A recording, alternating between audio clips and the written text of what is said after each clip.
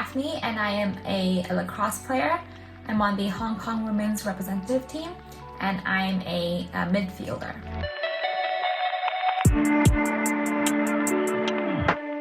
Yeah, so I actually first started swimming when I was younger because my parents just wanted me to have good health, so they enrolled me into swimming classes.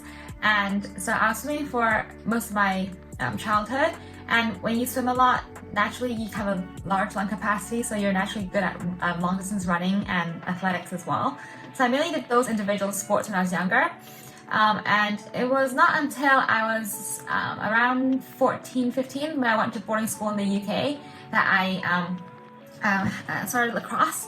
So I was in boarding school over there, and then for PE class you could choose like hockey, field hockey, or lacrosse.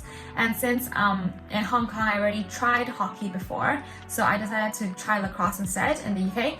So I did so, and it was quite fun to begin with, but quite difficult because in the beginning it's quite hard to grasp the hand-eye coordination with the throwing and catching. And since most of my sporting experience when I was younger was individual sports, I didn't really have the hand-eye coordination aspect.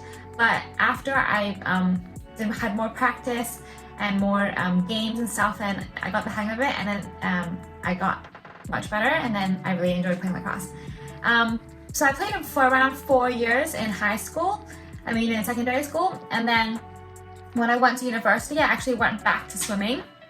And it was not until I started to come back to Hong Kong for work in 2016 that I decided to pick up lacrosse again.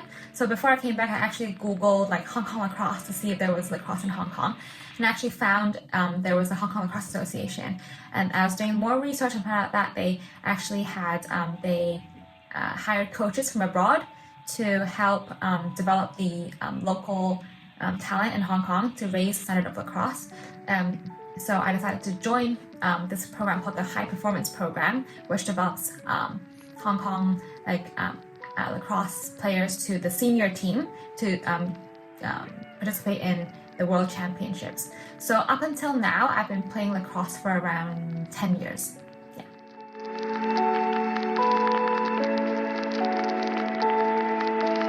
Actually, I wouldn't call myself a full-time athlete because in Hong Kong, you're not paid to play lacrosse, but I'd say it's more of a hobby for me.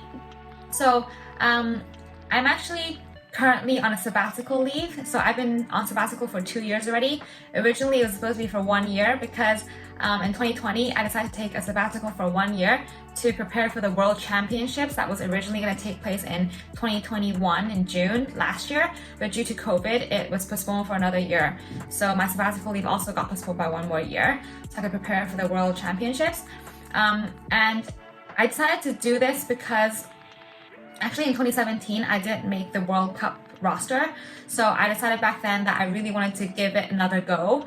And building up to the tryouts for this World Cup, I really wanted to give myself the best opportunity and to be in the best shape possible. So I decided to take the sabbatical so I can train full time, because otherwise, if I have a full-time job, and I have to train on top of that, it's doable, but I won't be able to have extra time to work on things that I need to. So normally we train around 4 field sessions a week and 2 gym sessions a week, but I wouldn't have more time to work on individual stuff that I want to work on, like my weaker areas, for example, shooting and working more on my speed and stuff. So I think it's still doable to have a full-time job and play lacrosse, play for the Hong Kong team, but I think you have to have super good time management and really prioritize lacrosse, because other than that, you won't really have any free time. So even your social life, you really have to prioritize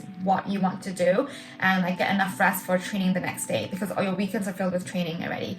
But I think taking the sabbatical leave allows me much more time to recover well, to get enough rest, and also, of course, to work on areas that I'm weaker at. So till this moment, I'm still very happy that I decided to take the sabbatical to work on all my areas that I need to work on to make it to the World Cup. Because just a few weeks ago, it was announced, the Hong Kong squad the Hong Kong roster was announced, and I'm really happy and grateful that I was selected to be on the team.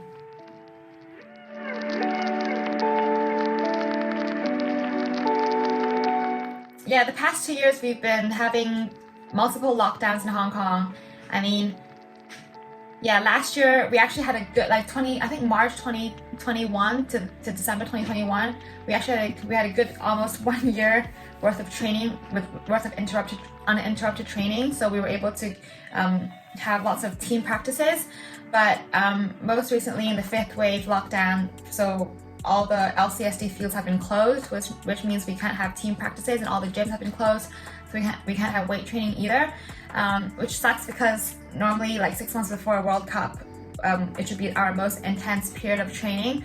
So it's not ideal, but what we've been doing over the past 2.5 months is that we've been putting in individual work. So for example, we're doing our home gym programs because a lot of us by now we have our own either home gym set up with full-on barbells and weights, or we have some kind of adjustable dumbbells and pull-up bar to maintain our strength. And also we have we are assigned some speed programs to keep up with our top speed, and also some conditioning programs to keep up with our endurance as well. So hopefully when we do get back on the pitch, we'll try to reduce injuries as much as possible. So that's for the fitness, physical aspect of it. More technical aspect, we've been doing lots of wall ball. So basically it's as an individual, I'm playing against the wall. So, because then for lacrosse, you have to have good hand-eye coordination, right? So when we play against the wall, we're practicing the throwing and catching motion to be able to catch everywhere around your body, left hand and right hand. So that's really good to get the reps in and your accuracy. And also we use some special balls to shoot against the wall too. They're not the normal balls because they'll just bounce off the wall and go really far. So we use something called a dead bounce ball. So it's so we can shoot to the wall and it won't bounce really far. So we just kind of maintain our power there. So, and we've also been trying to train in groups of 2, going to very remote areas. We've actually tried throughout these months so many different locations to try to practice, but of course we've been told to leave and told to that we're not allowed to be there. But we've always been trying to find new locations, and we even hike up hills to some faraway fields that sometimes are okay and that we get away with. So we've been trying to do whatever we can to practice during this pandemic. Say there are 2 my most favorite memories, because I think it would be, my top memory would be just last year in September 2021. Our team, we're just about to go to Croatia to do to play a tournament. Because, well, first of all, we haven't left Hong Kong in over 2 years to play an international tournament, so we were really excited to go to Croatia to do this. Right before we left, our coach had the team to vote for the team's 3 captains, and actually I was voted to be one of the captains, and I was actually super happy about that, because as I said earlier, in 2017 I wasn't chosen to be part of the Hong Kong team roster, which was actually super upsetting to me at the time. But I remember, as I said, that I really wanted to work super hard and give it another go for the next World Championship. And so I feel like the work I've put in for the past 2 months has really paid off, and that my teammates must think the same to vote for me as captain, because I actually had no idea. I was really shocked that it happened, but so that's a really happy moment for me, to show me that, which showed me that hard work pays off. And second happiest moment is actually right now, I would say, because the World Cup is finally happening in 2022 in June in the US. So then we're all getting ready to leave now. The whole team is leaving on 1st of April. We're gonna go to Prague, to Europe to train for 2 months, and then we're gonna go to another few European places to compete in different tournaments before we head off to our final destination, which is the US in end of June for the World Championships.